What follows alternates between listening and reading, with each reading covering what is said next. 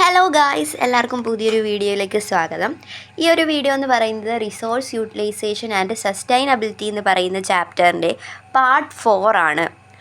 Part 5ഓടുകൂടി ഈ ഒരു chapter അവസാനിക്കുന്നതാണ്. Pollution എന്ന് പറയുന്ന ഒറ്റ ഒരു ടോപ്പിക്കൂടെ മാത്രമേ പഠിപ്പിക്കാനായിട്ടുള്ളൂ. അതിനകത്താണെങ്കിലും പിന്നെ കുറച്ച് കാര്യങ്ങളും പിന്നെ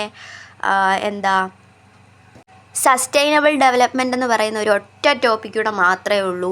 അപ്പോൾ പൊല്യൂഷൻ എന്ന് പറയുന്ന ആ ഒരു അവിടം തൊട്ട് സസ്റ്റൈനബിൾ ഡെവലപ്മെൻറ്റ് വരെയുള്ള കാര്യങ്ങളായിരിക്കും അടുത്തൊരു വീഡിയോയിൽ.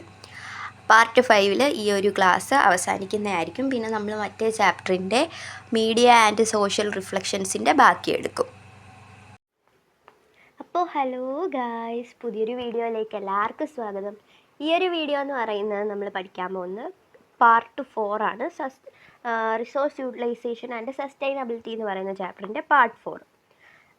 നിങ്ങൾക്കറിയാം, സാധാരണയായിട്ടും ഒരു വീഡിയോ അല്ലെങ്കിൽ ഒരു ചാപ്റ്റർ എടുക്കുമ്പോൾ ഒരു 3 പാർട്ട് വരെയൊക്കെ ആയിരിക്കും മിക്ക ചാനൽസുകാരും പോകുന്നത്. നിങ്ങൾക്കല്ലെങ്കിൽ 1 ഷോട്ടൊക്കെ ആയിട്ടായിരിക്കും കിട്ടുക. ഞാൻ ഇത്രയും ഇതെടുക്കുന്നതെന്ന് പറഞ്ഞാൽ ഇത് വലിയൊരു ചാപ്റ്ററാണ്. ചുമ്മാ വായിച്ചു വിട്ടാൽ നിങ്ങൾക്ക് മനസ്സിലാക്കാനായിട്ട് നല്ല രീതിക്ക് പ്രയാസം വരും. സോ അങ്ങനെ വരാതിരിക്കാൻ വേണ്ടി മാത്രമാണ് ഞാൻ 4 പാർട്ട് എടുക്കുന്നത്. 4ാമത്തെ പാർട്ടിൽ തീർക്കുമോ എന്നുള്ളത് തന്നെ എനിക്ക് ഡൗട്ടാണ്. ഞാൻ ചിലപ്പോഴേ തീർക്കത്തുള്ളൂ. നിങ്ങൾക്ക് മനസ്സിലാക്കുന്നില്ലെങ്കിൽ, ഒരുപാട് ലെങ്തി ആണെങ്കിൽ ഞാനത് പഠിപ്പിക്കില്ല ബാക്കി. അപ്പോൾ നമുക്ക് സൈഡിൽ ഒരു മാപ്പ് തന്നിട്ടുണ്ടല്ലേ. നമുക്ക് സൈഡിൽ ഒരു മാപ്പ് തന്നിട്ടുണ്ട്, ഒരു സ്ക്വയർ പോലെ. ഇതാ ഇന്ത്യ ആണെന്നുള്ള കാര്യം കൊടുത്തിട്ടുണ്ട്. ഇന്ത്യയിലെ എവിടെയാണെന്നാണ് ഇത് പറഞ്ഞിരിക്കുന്നത്? ഇന്ത്യയിലെ എവിടെയാണ്? ഒഡീഷയിലാണെന്നുള്ള കാര്യം ഇവിടെ പറയുന്നുണ്ട്. ഇന്ത്യയിലെ ഒഡീഷയിൽ, സൗണ്ട് പോരല്ലേ, ഇന്ത്യയിലെ ഒഡീഷയിലാണെന്നുള്ള കാര്യം പറയുന്നുണ്ട്. ഒഡീഷ, ഭിലായി, പരദ്വീപ്, റൗർക്കേല ഒക്കെ കൊടുത്തിട്ടുണ്ട്. From the given map, you have recognized that Odisha is the major iron and steel industry state of India. ഇന്ത്യയിലെ ഏറ്റവും വലിയ, ഏറ്റവും ഇരുമ്പുരുക്ക് വ്യവസായ സ്ഥലം, കേന്ദ്രം എന്ന് പറയുന്നത് ഇന്ത്യയിലെ ഏത് സംസ്ഥാനമാണ്? ഒഡീഷയാണ്. The following are the reasons for the growth of the iron and steel industry in Odisha compared to other states of India. ഇന്ത്യയിലെ മറ്റ് സ്റ്റേറ്റുകളെ വെച്ച് നോക്കുമ്പം ഒഡീഷയിൽ ഇരുമ്പുരുക്ക് വ്യവസായം, അയൺ ആൻഡ് സ്റ്റീൽ ഇൻഡസ്ട്രി ഏറ്റവും കൂടുതൽ ഗ്രോത്ത് കിട്ടാനുള്ള മേജർ റീസൺസ് ആണ് ഇവിടെ പറയുന്നത്. അപ്പോൾ നിങ്ങൾക്ക് നോട്ട്സ് എഴുതുന്ന സമയത്ത് ഇത് പോയിൻ്റുമായിട്ട് എഴുതാം കേട്ടോ. എല്ലാം കൂടി ഇങ്ങനെ വലിച്ചു വാരി എഴുതാതെ പോയിൻ്റ് എഴുതാം. ക്വസ്റ്റ്യൻ നിങ്ങൾക്ക് എന്തെഴുതാം?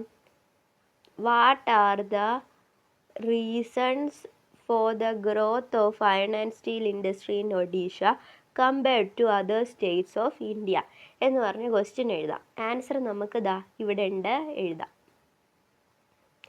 Odisha's geographical location and mineral and water availability have led to the growth of iron and steel industry. Iron and steel ഇൻഡസ്ട്രിയുടെ ഗ്രോത്തിന് കാരണമായത് എന്താണ്? ഒഡീഷയുടെ ആ പ്രദേശമാണ്, ജിയോഗ്രഫിക്കലായിട്ടുള്ള ലൊക്കേഷൻ, ഭൂപ്രകൃതി, ആ ഒരു ലൊക്കേഷൻ. അതുപോലെ തന്നെ മിനറലിൻ്റെയും വാട്ടറിൻ്റെയും അവൈലബിലിറ്റി, ജലത്തിൻ്റെയും പിന്നെ മിനറൽസിൻ്റെയും അവൈലബിലിറ്റി, ലഭ്യത, ഇതൊക്കെയാണെന്നാണ് പറയുന്നത്. അപ്പോൾ അത് നമുക്ക് ഒരു പോയിൻ്റായിട്ട് എഴുതാം, അല്ലെങ്കിൽ നിങ്ങൾക്കത് ഒരു പോയിൻ്റായിട്ട് എഴുതാം. ഓക്കെ, ഒരു പോയിൻ്റായി.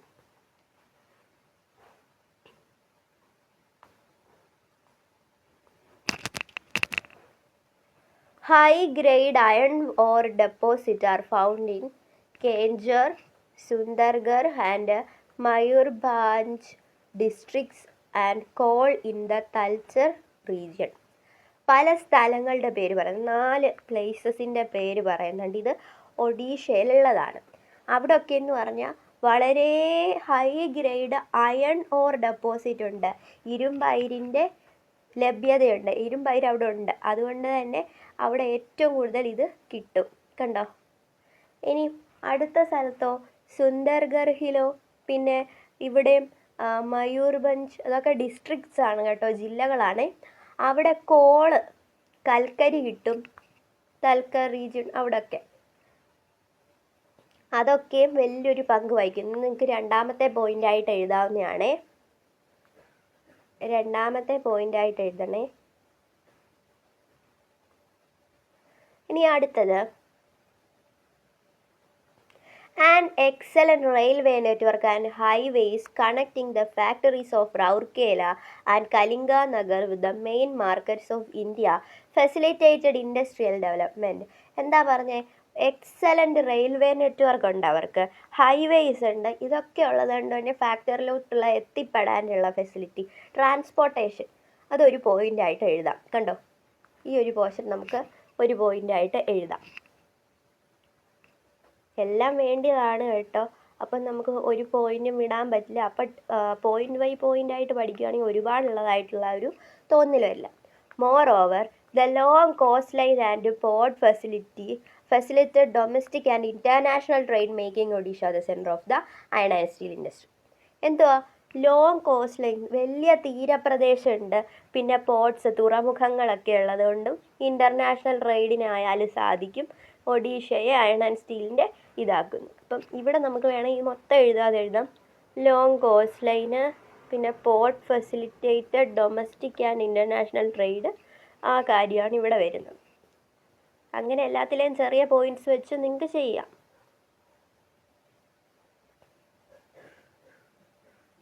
അടുത്ത് നമുക്ക് നോക്കാം.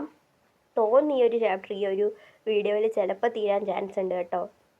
അല്ലെങ്കിൽ പാർട്ട് 5 വീഡിയോ അപ്ലോഡ് ആക്കുവേ. എൻ്റെ ഹെൽത്ത് കുറച്ച് ഇതായതുകൊണ്ടാണ്, കാര്യം പനി അങ്ങോട്ട് വിട്ട് മാറിയിട്ടില്ല. അപ്പോൾ 4th വീഡിയോ ആയിട്ടായിരിക്കും ചിലപ്പോൾ ഇത് വരുന്നത്, 5th വേറെ ആയിരിക്കും ചിലപ്പോൾ, അല്ലെങ്കിൽ ഇത് രണ്ടും കൂടുള്ള വീഡിയോ ആയിരിക്കും, എനിക്ക് പറയാൻ പറ്റില്ല. അപ്പോഴത്തെ ഒരു ഹെൽത്ത് വെച്ചിട്ടാണ്. Factors influencing the distribution of manufacturing industries. Manufacturing ഇൻഡസ്ട്രീൻ്റെ ഡിസ്ട്രിബ്യൂഷൻ ഫാക്ടേഴ്സാണ് ഇവിടെ കൊടുത്തിരിക്കുന്നത്. ഘടകങ്ങൾ ഫാക്ടേഴ്സാണ്. Factors both geographic and non geographic factors. ഇപ്പോൾ ജിയോഗ്രഫിക്കായിട്ട് ഭൂപ്രകൃതിപരമായിട്ടുള്ള മാത്രമല്ല, അല്ലാത്തതും ഇതിനകത്ത് ഫാക്ടേഴ്സിൻ്റെ കൂട്ടത്തിൽ പെടും എന്നുള്ള കാര്യം കൊടുത്തിട്ടുണ്ട്.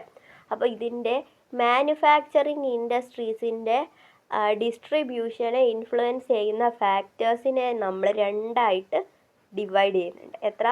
രണ്ടായിട്ട്. രണ്ടെന്ന് പറയുമ്പോൾ ഇവിടെ നിന്ന് രണ്ടായിട്ട് ഡിവൈഡ് ചെയ്യുന്നുണ്ട്. ഒന്നാമത്തെയാണ് ജിയോഗ്രഫിക്കൽ ഫാക്ടേഴ്സ്, മറ്റേതേതാ? Non geographical factors. നമ്മൾ ജിയോഗ്രഫിക്കൽ ഫാക്ടേഴ്സാണ് നോക്കാൻ പോകുന്നത്. ടോപ്പോഗ്രഫി എന്ന് പറഞ്ഞാൽ വളരെ ഇമ്പോർട്ടൻ്റ് ആയിട്ടുള്ളൊരു ഫാക്ടറാണ്. പിന്നെ വെതർ എന്താ? കാലാവസ്ഥയല്ലേ. കാലാവസ്ഥ വളരെ ഇമ്പോർട്ടൻ്റ് ആയിട്ടുള്ളൊരു ഫാക്ടർ കൂടെയാണ് കേട്ടോ. വാട്ടർ, ആ ഒരു അയൺ ആൻഡ് സ്റ്റീൽ ഇൻഡസ്ട്രിയിൽ അവിടെ വാട്ടറിൻ്റെ അവൈലബിലിറ്റി ആയിരിക്കും, വാട്ടർ, ജലം. പിന്നെ എനർജി, ഊർജം വേണം. റോ മെറ്റീരിയൽസ്, അസംസ്കൃത വസ്തുക്കൾ, ഇതൊക്കെ വളരെ വേണ്ടിയതാണ്. Topography, weather, water, energy, raw materials. Topography, weather, water, energy, raw materials.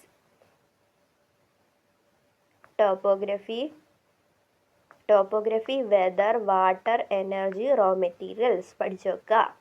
ഇനി നോൺ ജിയോഗ്രഫിക്കൽ ഫാക്ടേഴ്സ് ഏതൊക്കെയാണ്? ക്യാപിറ്റൽ, നമ്മൾ പഠിച്ചിട്ടുള്ള കാര്യമാണ്. ക്യാപിറ്റൽ, ഓർഗനൈസേഷൻ, അങ്ങനെ കുറച്ച് കാര്യങ്ങളൊക്കെ പഠിച്ചിട്ടില്ലേ? ലാൻഡ്, ലേബർ, ക്യാപിറ്റൽ, ഓർഗനൈസേഷൻ, ഇതൊക്കെ പഠിച്ചിട്ടില്ലേ? അതിൻ്റെ ക്യാപിറ്റലും ഓർഗനൈസേഷനും വേണം. പിന്നെ മാർക്കറ്റിംഗ് ഫെസിലിറ്റീസ് വേണം. പിന്നെ ഗവൺമെൻറ്റിൻ്റെ പോളിസികളൊക്കെ വേണം. പിന്നെ ട്രാൻസ്പോർട്ടേഷൻ വേണം. നമുക്ക് ഒരിടത്തു നിന്ന് മറ്റൊരിടത്തോട്ട് സഞ്ചരിക്കണമെങ്കിൽ ട്രാൻസ്പോർട്ടേഷൻ ആണല്ലോ വേണ്ടിയത്. പിന്നെ അവൈലബിലിറ്റി ഓഫ് ലേബേഴ്സ്, ഇവിടെ എന്താ? ക്യാപിറ്റൽ, ഓർഗനൈസേഷൻ, ലേബറും വരുന്നുണ്ട് കേട്ടോ. ലേബറേഴ്സിൻ്റെ അവൈലബിലിറ്റിയും പ്രധാനപ്പെട്ട ഒരു ഘടകമാണ്. Capital, organisation, market, government policies, transportation, availability of labourers. Capital, organisation, market, government policies, transportation, availability of labours. അത്രയും പോയിൻറ്റ്സ് വളരെ ഇമ്പോർട്ടൻ്റ് ആണ്. ഇനി ഇവിടെ ഒരു കാര്യം ചോദിച്ചിട്ടുണ്ട്, എന്തുവാന്ന് നോക്കാം. Tata iron and steel plant,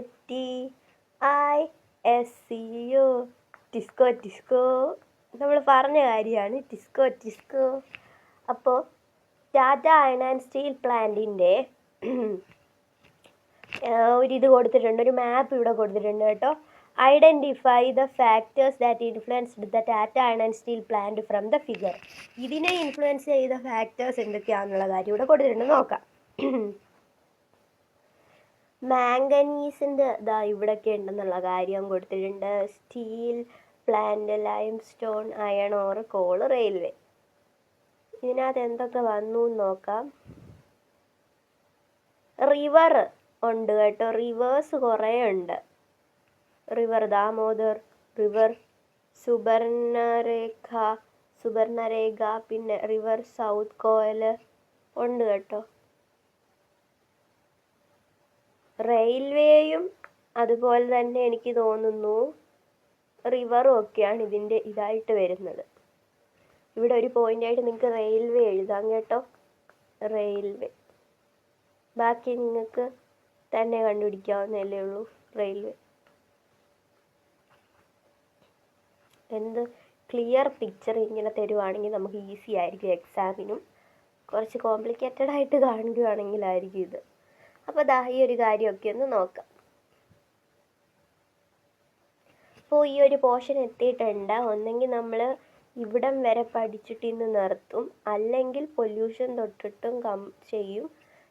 വീഡിയോയുടെ ലെങ്ത് ഒത്തിരി കൂടുകയാണെങ്കിൽ ചിലപ്പോൾ ഇന്ന് ഇവിടം വരെ കാണും കേട്ടോ. Iron and steel industries contribution to India's economic growth, but they also cause many social and environmental problems. Soft drink industry, water scarcity is getting worse. One of the largest slums in the world is situated in Mumbai city. Smoky Delhi. People's lives become difficult. Poisonous Yamuna river. അപ്പോൾ ഈ ഒരു news ലൈൻസിൽ നിന്ന് നമുക്ക് എന്ത് മനസ്സിലാക്കാം?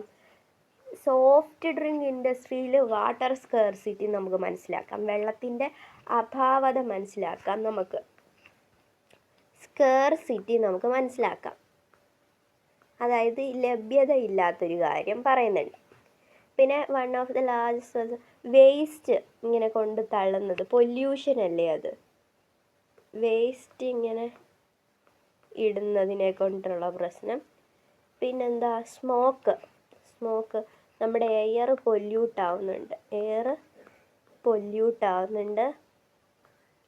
പിന്നെന്ത് പറയാം, poisonous Yamuna river, നമ്മുടെ water റിവേഴ്സും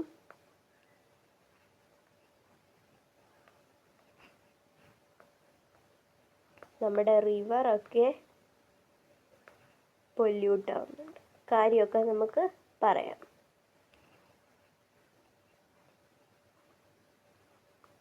All these are the consequences of manufacturing industries. Pollution is the main aftermath. അപ്പോൾ പൊല്യൂഷനെ പറ്റിയുള്ള കാര്യമാണ് ഇനി അങ്ങോട്ട് പറയുന്നത്. അപ്പോൾ ഈ ഒരു ചാപ്റ്റർ കംപ്ലീറ്റ് ആവും. അപ്പോൾ ഇന്നത്തെ വീഡിയോ ഇവിടെ വരെയുള്ളൂ. പൊല്യൂഷൻ തൊട്ടുള്ള ഭാഗം നമുക്ക് അടുത്തൊരു ക്ലാസ്സിൽ എടുക്കാം.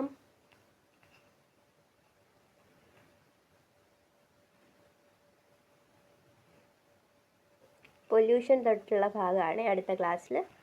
സോ ഇത്രയും നേരം ക്ലാസ് കണ്ടിരുന്നത് വളരെ നന്ദി. നിങ്ങൾക്ക് ഇടയ്ക്ക് ചുമയോ അങ്ങനെ എന്തെങ്കിലും വന്നിട്ട് ഡിസ്റ്റർബൻസ് ഒക്കെ കാണും, ഐ എം സോറി.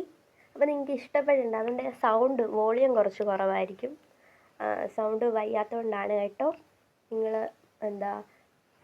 ഇയർഫോൺ വെച്ചിട്ട് കേട്ട് നോക്കുവാണെങ്കിൽ നല്ല രീതിക്ക് കേൾക്കാൻ പറ്റും.